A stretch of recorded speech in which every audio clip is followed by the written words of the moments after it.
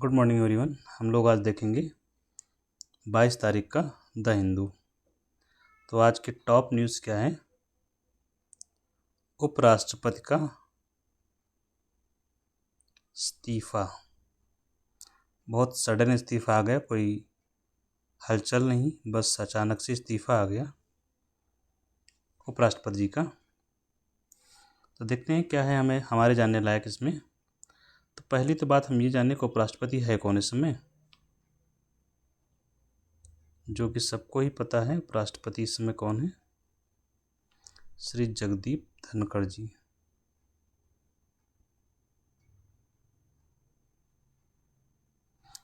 तो इन्होंने इस्तीफ़ा दे दिया है। यहाँ से शुरू करते हैं हम लोग। तो उपराष्ट्रपति ने इस्तीफ़ा दिया, किसको?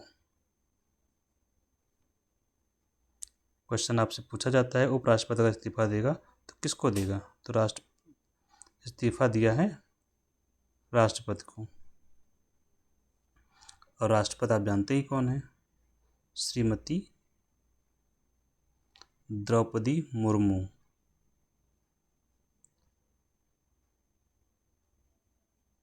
तो इनको इस्तीफ़ा इन्होंने दे दिया है। कौन से अनुच्छेद में इस बात का उल्लेख है? तो इस्तीफ़ा का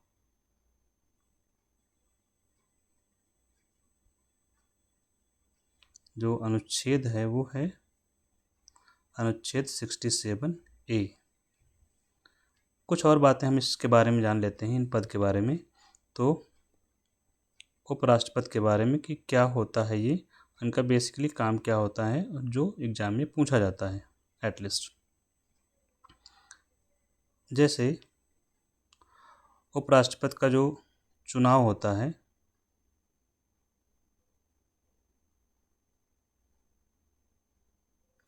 तो चुनाव होता है कौन करता है? एक होता है इलेक्टोरल कॉलेज, निर्वाचक मंडल बोलते हैं हिंदी में। इसमें कौन होता है? सांसद होते हैं केवल। सांसद का मतलब लोकसभा प्लस राज्यसभा के सदस्य। अब इसमें निर्वाचित और मनोनीत दोनों शामिल हैं। निर्वाचित प्लस मनोनीत, ये लोग इनका मिलकर चुनाव करते हैं। किसका? उपराष्ट्रपति का। चुनाव हो गया तो कार्यकाल कितना होता है? कार्यकाल होता है 5 वर्ष। तो यहाँ इस्तीफा 5 वर्ष से पहले दे दिया गया है। अगर पदमुक्ति हम चाहें कि किसी भी स्थान से कोई पद है तो वहाँ से आपका मुक्त होना है, तो 2-3 तरीके तो फिक्स हैं, वो हर कोई कर सकता है। जैसे एक तो हो गया इस्तीफा, तुम दे दो, जो बैठा हुआ उस पद पर वो इस्तीफा दे सकता है। जिसने बैठाया है वो क्या कर सकता है? आपको हटा सकता है। एक दो तो ये रीजन पक्के हो गए। एक आध रीजन्स होते हैं, कोई पद खाली होता है, तो जैसे मृत्यु हो गई तो उस समय खाली हो जाता है। तो ये रीजन्स हो गया। तो यहाँ पर अभी धनखड़ जी ने इस्तीफा दिया है, तो इस्तीफा किसको देंगे? राष्ट्रपति को। और राष्ट्रपति किसको इस्तीफा देता है? उपराष्ट्रपति को। हटा सकते हैं। हटाने का प्रोसीजर क्या है? इसमें 2 चीज़ें आपको याद रखनी है। उपराष्ट्रपति के मामले में जो हम लोग ये पढ़ रहे हैं हटाने की प्रक्रिया, उपराष्ट्रपति के केस में महाभियोग नहीं लगता है, पहली बात। यहाँ पर महाभियोग नहीं चलता है, पहली बात। दूसरी बात, इनको हटाना है तो प्रभावी बहुमत से हटाते हैं, इफेक्टिव मेजॉरिटी।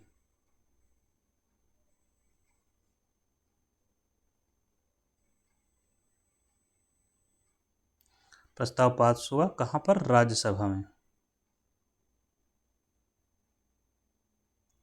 राज्यसभा में क्यों? यहाँ एक बात हमें शायद पहला लिखना चाहिए, ये बात, चलिए उसको लिख लेते हैं। महाभियोग नहीं होता चलता है इनके केस में। इनको हटाने का जो प्रस्ताव है, दूसरी बात क्या है हटाने की प्रक्रिया में? प्रस्ताव केवल राज्यसभा में ला सकते हैं। क्यों? क्योंकि वे उसी के चेयरमैन होते हैं। प्रस्ताव केवल राज्यसभा में, और इसको पारित करेंगे प्रभावी बहुमत से। कहाँ? राज्यसभा में प्रभावी बहुमत से। प्रभावी बहुमत क्या होता है? जो स्ट्रेंथ है, मतलब कुल सदस्य संख्या में से जो रिक्त पद हैं उनको घटाकर जो बचा उसका मेजॉरिटी निकालेंगे। दूसरा चरण क्या होता है? लोकसभा साधारण बहुमत से पारित करती है इसको। तो ये दो कंडीशंस हैं, और लोकसभा पारित करेगी, इसके बाद हट जाएगा, पद से मुक्त हो जाएंगे। एक और चीज़ होती है, 14 दिन का नोटिस देना होता है। हटाने से पहले 14 दिन का नोटिस। ये होती हैं शर्तें। कुछ और बातें, जैसे उपराष्ट्रपति का पद कहाँ से लिया है? उधारी। तो लिया है हमने उधारी कहाँ से? यूएसए के उपराष्ट्रपति से। और उपराष्ट्रपति क्या होता है? राज्यसभा का पदेन सभापति होता है।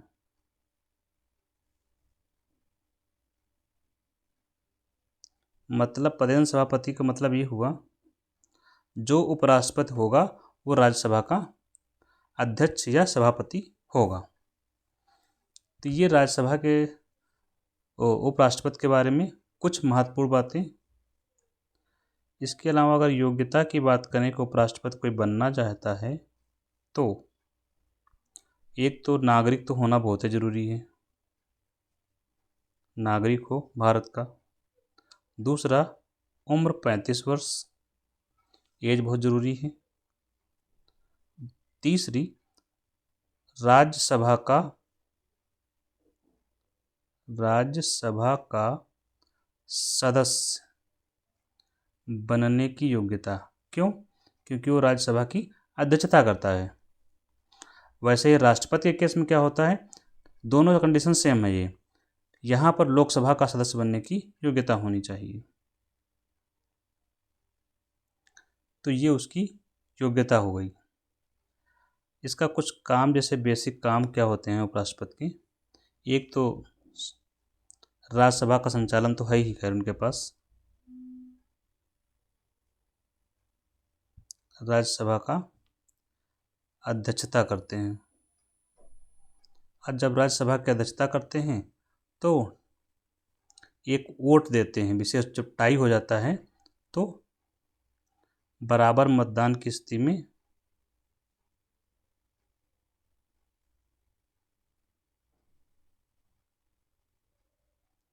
वोट करता है। दूसरा काम क्या होता है, राष्ट्रपति की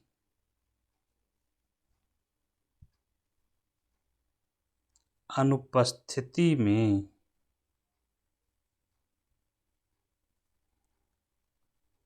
उसका काम देखना। उसका काम से अच्छा है शब्द उसके कार्यों का निर्वहन करना, कार्यों या कर्तव्यों का निर्वहन। और साधारण शब्दों में उसका काम देखते हैं। मान लो राष्ट्रपति नहीं है तो उसका काम कौन देखेगा? उपराष्ट्रपति। यहाँ अनुपस्थिति से तात्पर्य क्या है? पहला, कि राष्ट्रपति इस्तीफा दे दे, तब पद रिक्त हो सकता है। दूसरा, महाभियोग से हटा दिया जाए।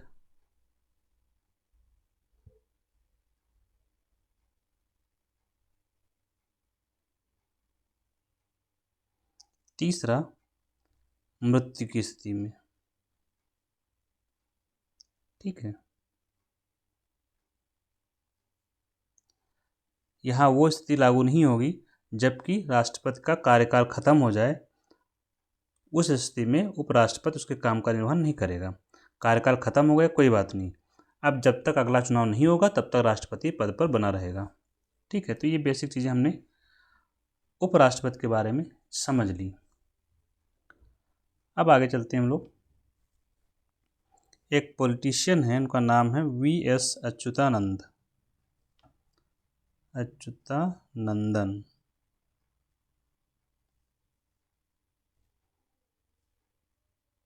इनका निधन हो गया है। ठीक, ये केरला के फार्मर चीफ मिनिस्टर रह चुके हैं। केरला के पूर्व सीएम प्लस ये कम्युनिस्ट पार्टी के थे।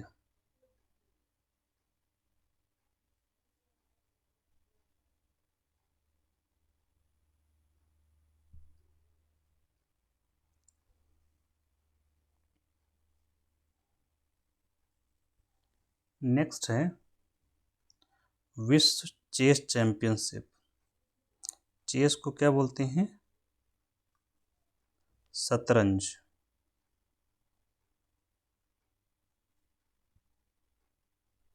वर्ल्ड चेस चैंपियनशिप, इसका आयोजन कौन करता है? फिडे, ये अंतर्राष्ट्रीय संस्था है चेस की जो इसका आयोजन करती है। न्यूज़ ये है, इस वर्ष 2025 में इसका आयोजन कहाँ होगा? भारत में। नवंबर दिसंबर में होगा। वेन्यू अभी क्लियर नहीं हो पाया है, मतलब स्थान नहीं क्लियर किया गया है, लेकिन ये हो गया क्लियर कि भारत में आयोजित किया जाएगा। आपको याद होगा अभी कुछ पिछले साल में डी गुकेश ने जीता था। किसने जीता था? डी गुकेश विश्व शतरंज चैंपियन बने थे। ये भी केरल से हैं, चैंपियन बने थे। इससे पहले के विश्व शतरंज चैंपियन भारत से कौन रहे हैं? विश्वनाथन आनंद के बारे में आप लोग जानते होंगे। ये भी 5-6 बार के चैंपियन रहे। और भारत से शतरंज खेलने वालों में महिला खिलाड़ी हैं कोनेरू हम्पी। ये चैंपियन तो नहीं रही, हाँ, लेकिन कभी मैचिंग का आता है तो आप लोग याद रखेंगे। ये चेस खेलती हैं। ठीक है, तो ये इसके बारे में कुछ जानकारी हो गई जो हमारे काम आएगी।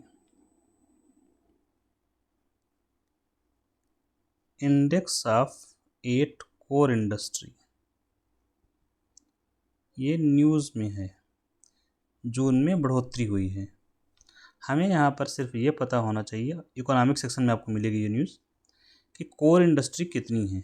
तो ये तो लिखा ही हुआ है 8। कोर इंडस्ट्री कितनी है? कोर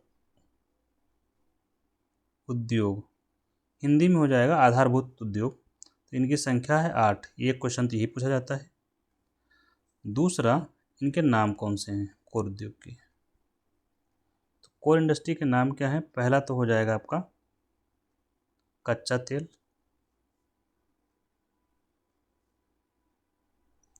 फिर कोयला, फिर नेचुरल गैस, चौथा हो जाएगा रिफाइनरी प्रोडक्ट। देखिए सब एक, ये चारों ऊर्जा से जुड़े हुए हैं। रिफाइनरी उत्पाद, जैसे कि डीजल पेट्रोल निकलता है रिफाइनरी से, कच्चा तेल रिफाइनरी में जाता है, यहाँ से उत्पाद निकलता है डीजल पेट्रोल, और बहुत सारे जो मोम है। इसके बाद इन सब, जैसे कोयला है, नेचुरल गैस है, तो इसका इस्तेमाल करके हम लोग बनाते हैं क्या? विद्युत। देखिए कोर इंडस्ट्री में 5 जो हैं ये किसके हैं? ये सारे हो गए एनर्जी। ये क्या हैं? एनर्जी के हैं। 5 चीज़ें एनर्जी से जुड़ी हुई हैं, एनर्जी सेक्टर से हैं। अब 5वां के अलावा 6ठा नंबर आया, ये हो जाएगा आपका उर्वरक। ये किसका है? ये है कृषि क्षेत्र से। 7वां है सीमेंट, और सीमेंट हो जाएगा आपका कंस्ट्रक्शन से, निर्माण क्षेत्र से। कच्चा तेल, कोयला, नेचुरल गैस, ये 1 2 3 4 5 6 7 और 8, ये है आयरन, लोहा, आयरन एंड स्टील, लौह इस्पात। तो सेक्टर याद रखेंगे, कभी कभी पूछा जाता है इनकी संख्या और इनके नाम मैचिंग के लिए आते हैं, सो याद रखेंगे। नेक्स्ट है निसार को लेकर आया है काफ़ी। निसार क्या है? सैटेलाइट है। यहाँ इसको हम लॉन्च कर रहे हैं। पहले तो हम जानते हैं निसार के बारे में, फिर आगे बढ़ेंगे। निसार क्या है?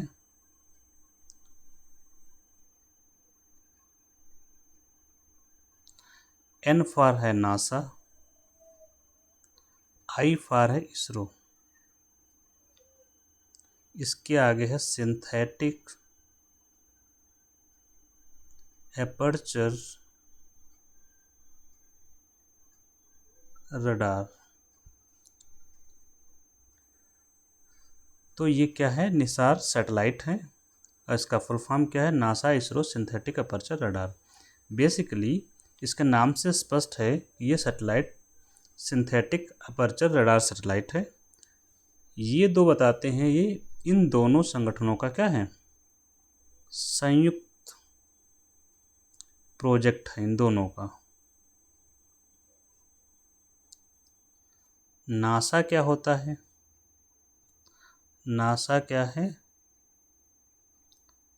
अमेरिका की स्पेस एजेंसी का नाम है।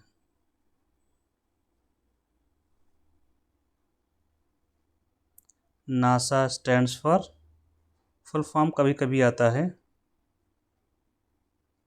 नेशनल एरोनॉटिक्स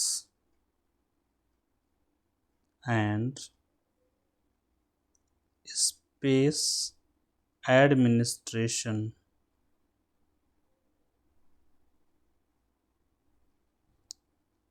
और इसरो के बारे में हम लोग जानते हैं, ये भारत की स्पेस एजेंसी है।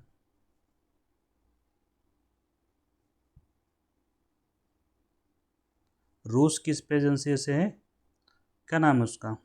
रॉसकॉस्मोस। जापान की जक्सा, JAXA। तो इसका फुल फॉर्म क्या है हमारे यहाँ इसरो का? Indian space research organisation, established in 1969, headquartered in Bengaluru, working under the department of space.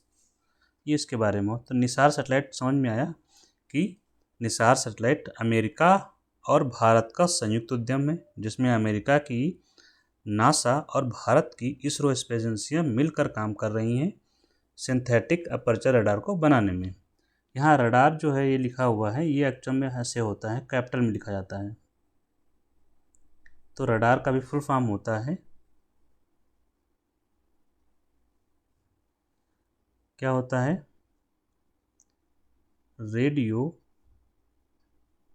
Detection and ranging. मतलब यह रेडियो वेव्स को डिटेक्ट करके अनुमान लगाता, अनुमान क्या, गणना करता है रेंज की, दूरी की। तो इसमें क्या यूज होता है? इसके फुल फॉर्म से ये पता चल रहा है कि रेडियो वेव्स का इस्तेमाल करता है, यूज़ करते हैं। और इससे क्या पता लगाते हैं हम लोग? जनरली एक तो आप दूरी पता कर सकते हैं, दूसरा कौन सी दिशा है किसी ऑब्जेक्ट की, और उस ऑब्जेक्ट की स्पीड क्या है। क्यों, कैसे पता करते हैं? जो रडार होता है डिवाइस, उससे तरंगें निकलती हैं और जो भी ऑब्जेक्ट होता है उससे टकराती हैं तो वापस आती हैं। तो इसमें जो समय लगता है उसकी गणना हम कर लेते हैं या मशीन कर लेती है, तो उसको स्पीड का ज्ञान हो जाता है। दिशा, जिस दिशा से वापस आ रहे हैं वो दिशा का ज्ञान हो जाएगा, और डिस्टेंस कैलकुलेट कर लेते हैं, तो ये कैलकुलेशन से निकल आता है। फिलहाल अभी हम प्रोजेक्ट हमारा क्या है, निसार। तो इसको हम भारत लॉन्च करेगा। भारत द्वारा मतलब इसरो के द्वारा लॉन्च करने की योजना है। काफ़ी समय से हम सहयोग कर रहे हैं अमेरिका के साथ में, लगभग 1 दशक हो गया होगा। तो भारत जब सैटेलाइट लॉन्च करता है तो कहाँ से करता है? एक ही स्थान है हमारे पास लॉन्चिंग। दो चीज़ें हमें पता होनी चाहिए, लॉन्चिंग रॉकेट का नाम क्या है और लोकेशन क्या है। भारत में ले दे के एक ही लोकेशन है तो हर बार वही बतानी होती है, श्रीहरिकोटा। ये कहाँ पर है? ये श्रीहरिकोटा क्या है? एक द्वीप है, और ये कौन से राज्य में है? आंध्र प्रदेश में। जो इसका रॉकेट है उसका नाम है GSLV F-60। GSLV F-16 से लॉन्च किया जाएगा। और इसकी सैटेलाइट की विशेषताएं क्या हैं? यह एक ऑब्जर्वेशन सैटेलाइट है,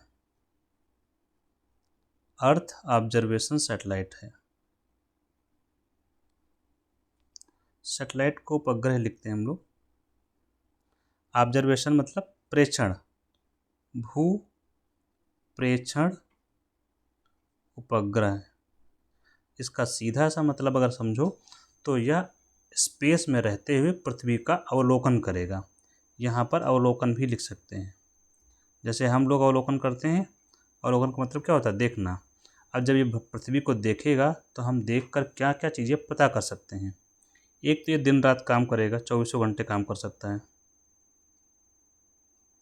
तो पृथ्वी की सतह में होने वाले परिवर्तन देख सकते हैं हम, क्योंकि हर समय तो इमेज ले ही रहा होगा।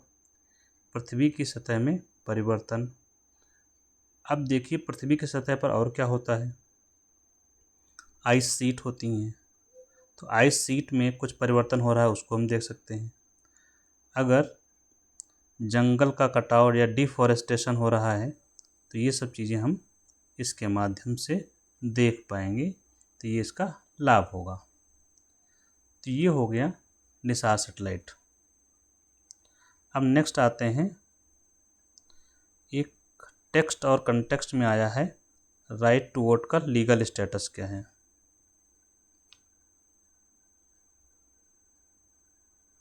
Legal status, right to vote मतलब वोट देने का अधिकार।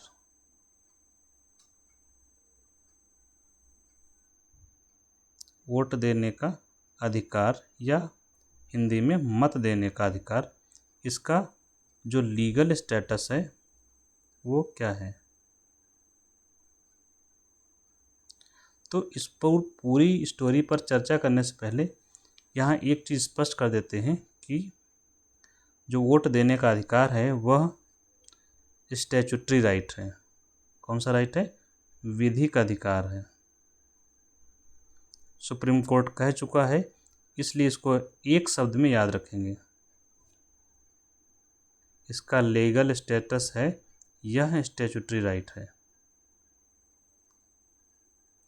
तो बोल्ड में क्या याद रखेंगे, क्या नहीं है? यह मूल अधिकार नहीं है।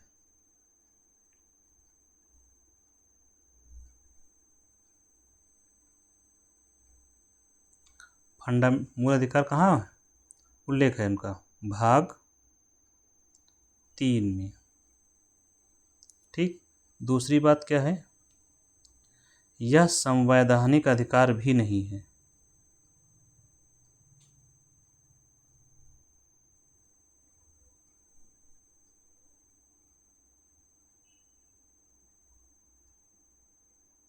तो ये इसका क्रक्स है जो आपको याद करना है, यहाँ पर याद रखना है, क्योंकि पूछा जा सकता है।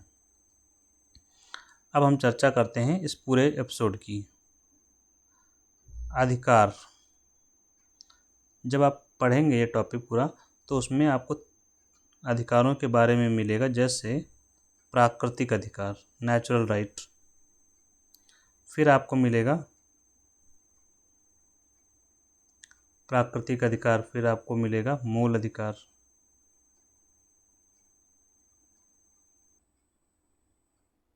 इसके बाद आपको मिलेंगे संवैधानिक अधिकार।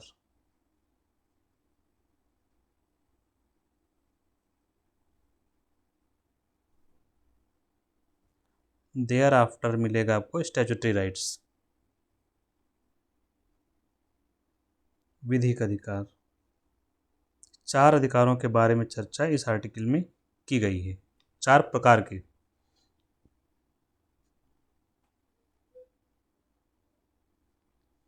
प्राकृतिक अधिकार क्या होते हैं?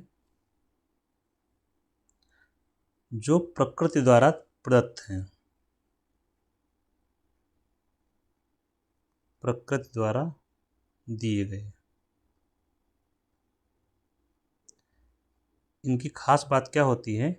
इनको कोई छीन नहीं सकता, इनको कोई छीन नहीं सकता, मतलब किसी व्यक्ति से अलग नहीं कर सकते इनको, मतलब ये सभी को प्राप्त है, इसका मतलब तो यही हो गया ना। तो ऐसा कोई अधिकार का नाम, जैसे जीवन जीने का अधिकार, क्योंकि जीवन का अधिकार छीन लेंगे तो कैसे काम चलेगा, तो ये हमको प्रकृति ने दिया है, राइट टू लाइफ। खास बात क्या होती है? ऐसे अधिकारों को प्रवर्तनीय नहीं है, इन्फोर्सिबल नहीं होते हैं, लेकिन अगर कोर्ट चाहे तो इनको मूल अधिकार में शामिल करके इन्फोर्सिबल कर सकती है। ठीक, ऐसे किसी अधिकार का उल्लेख संविधान में स्पेसिफिक उल्लेख नहीं है इनका, अगर आता है तो संविधान में नहीं है। हाँ, कुछ अधिकारों को शामिल जरूर किया गया है इसमें। अभी देखते हैं हम मूल अधिकार के बारे में। इनके बारे में क्या है? इनका संविधान में उल्लेख है। संविधान में क्या है? उल्लिखित हैं। अगर संविधान में उल्लिखित हैं तो कहाँ उल्लिखित हैं? कहाँ पर? तो भाग 3, जिसका नाम है मूल अधिकार। इसमें कितने अधिकार लिखे हुए हैं? 6 अधिकार, 7 अधिकार थे,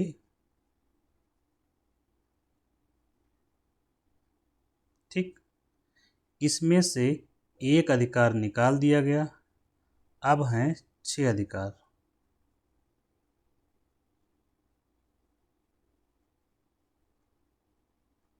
मूल अधिकार कितने हैं इस समय? 6।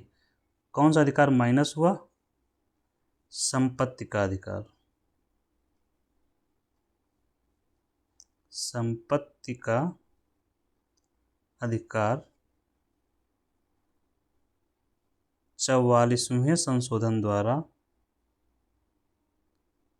हटा दिया गया।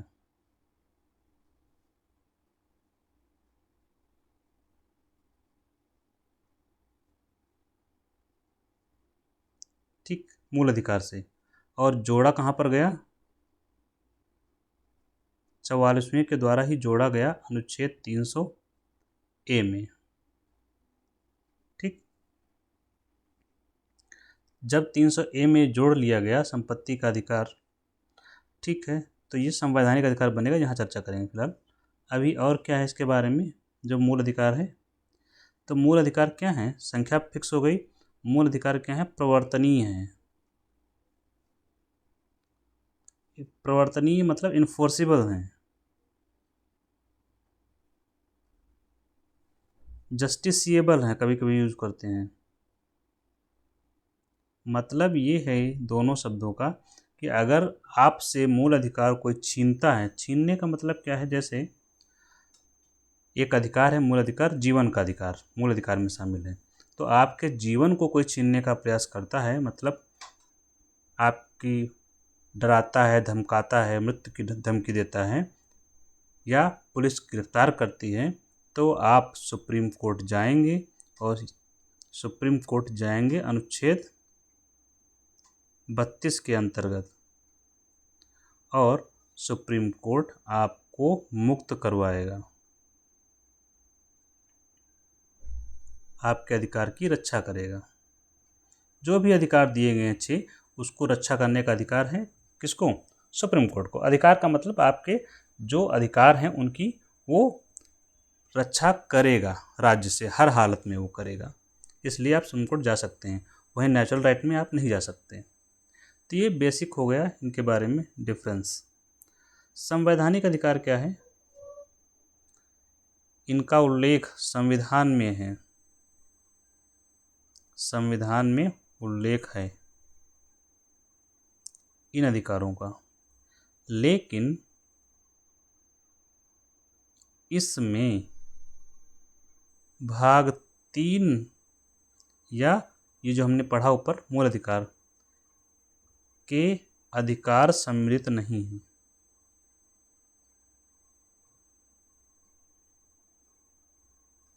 ये बेसिक डिफरेंस है।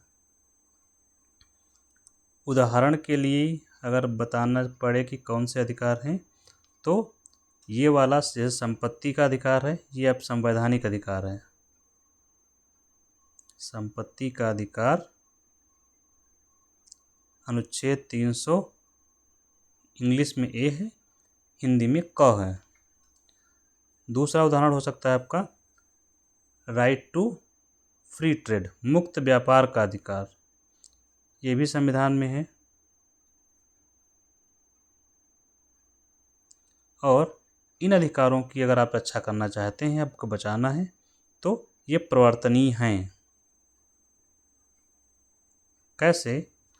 अनुच्छेद 226 के तहत आप रिट दाखिल करके हाई कोर्ट जा सकते हैं, या फिर जो कानून बनाया जाएगा तो कानून में प्रक्रिया का पालन करके, क्योंकि अधिकार की जो है उसको रक्षा करने के लिए एक प्रक्रिया का जो है दी गई होगी कानून में, क्योंकि ये जो कानून होते हैं वो इन्फोर्सेबल तो हैं, लेकिन एक कानून के तहत इन्फोर्सेबल होंगे जो संघ या राज्य बनाएगा। लास्ट बचा है विधिक अधिकार। ये बहुत ज़रूरी अधिकार है, डिफरेंस यहाँ समझना। तो ये जो अधिकार होते हैं, ऐसे अधिकार कानून के द्वारा दिए जाते हैं, के द्वारा प्राप्त होते हैं। मतलब एक कानून बना दिया जाएगा कोई, उसके तहत आपको पर्टिकुलर कोई राइट दे दिया जाएगा। जैसे इसका बेस्ट एग्जाम्पल है नरेगा। मनरेगा के तहत हमको क्या मिला हुआ है? राइट टू वर्क, काम का अधिकार। कैसे? आपका मतलब गांव में जो लोग हैं जो मैनुअल काम करते हैं, वो प्रधान जी के पास जाकर काम की डिमांड कर सकते हैं। अगर वो काम नहीं देते हैं 15 दिन के अंदर, तो उनको उसका भत्ता मिलता है। तो नरेगा एक्ट जो पास हुआ 2000 कब का है, 2005 या 6 का है, उसी में देख लीजिएगा। उसके तहत काम का अधिकार मिला हुआ है। और एक एक्ट है फॉरेस्ट राइट्स एक्ट करके,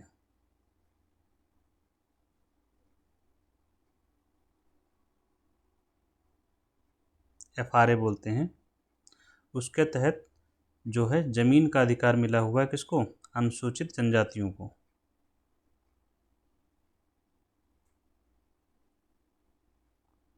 वो लैंड का अधिकार मिला हुआ है।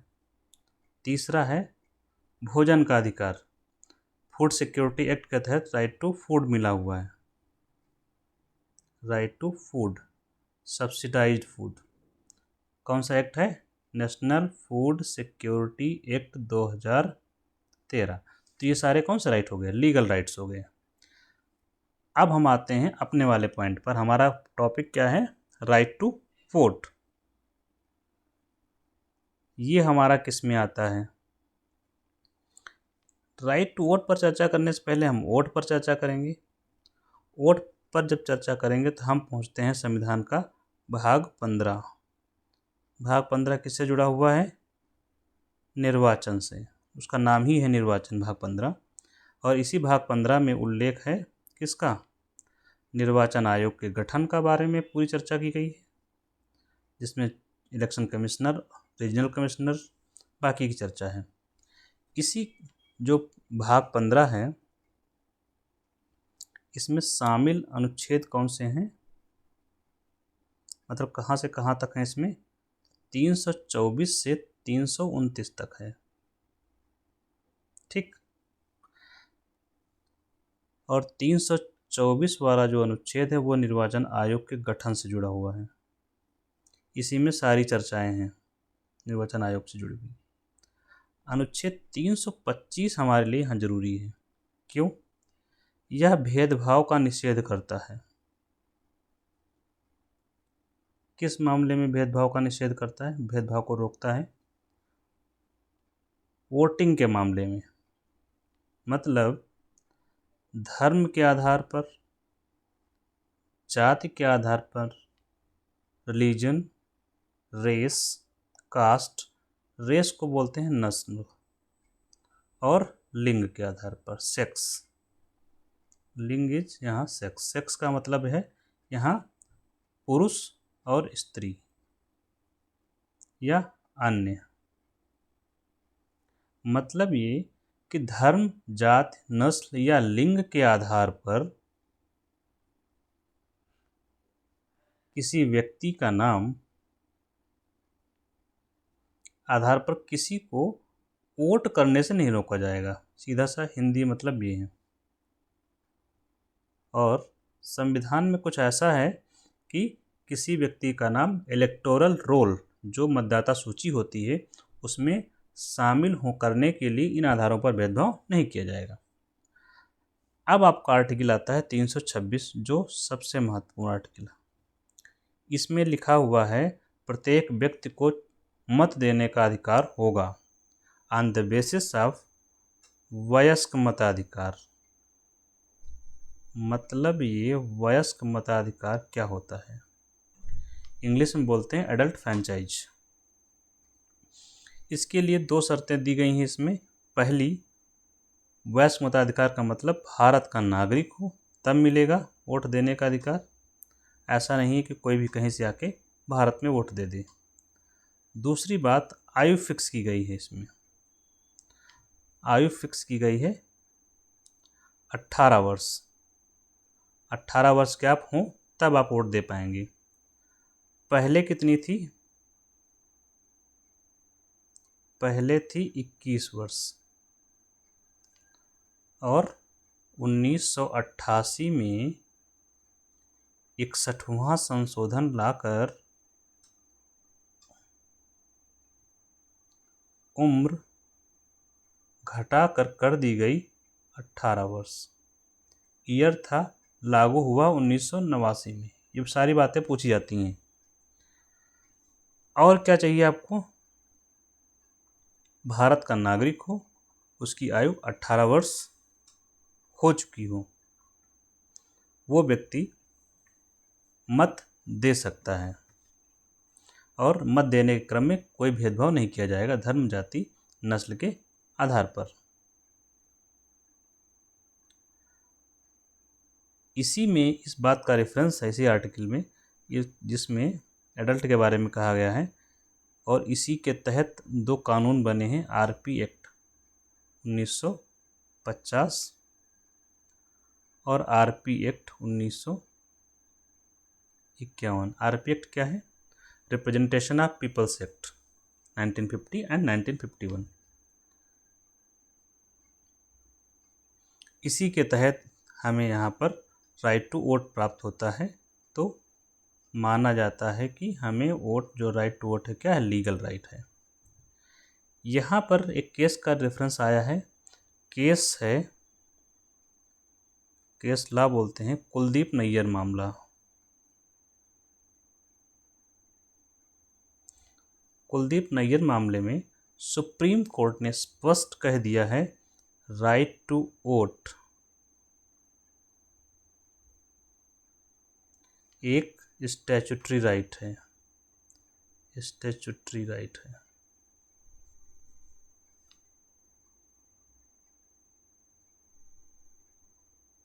यह विधिक अधिकार है, स्पष्ट है।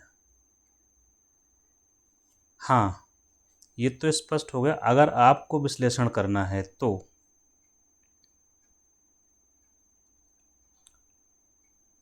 विश्लेषण करने के क्रम में सुप्रीम कोर्ट ने अपने पहले के कुछ जजमेंट्स में इसे संवैधानिक अधिकार माना था।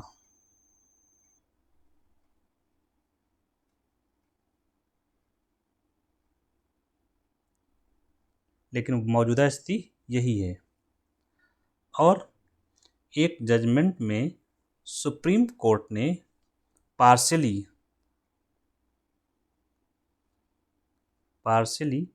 कहा था, एक्सेप्ट नहीं किया गया, यहाँ पर कहा था डिसेंट ओपिनियन में कि जो राइट टू वोट है वो क्या है, चॉइस है।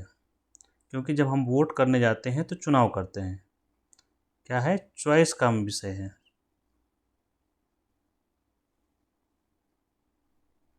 कि हम किसको वोट दें ना दें। चॉइस का मतलब है, इसको और स्पष्ट किया, it is the expression of choice.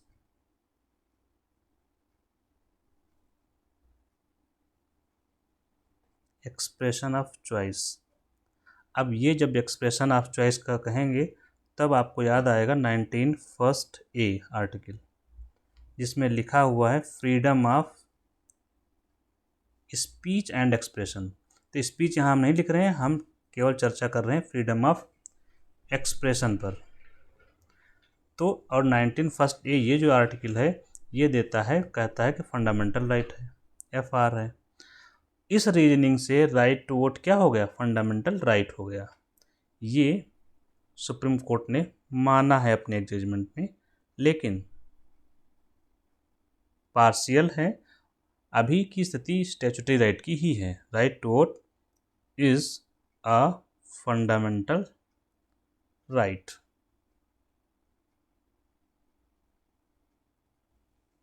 Okay, thank you. हम लोग नेक्स्ट डे फिर देखेंगे।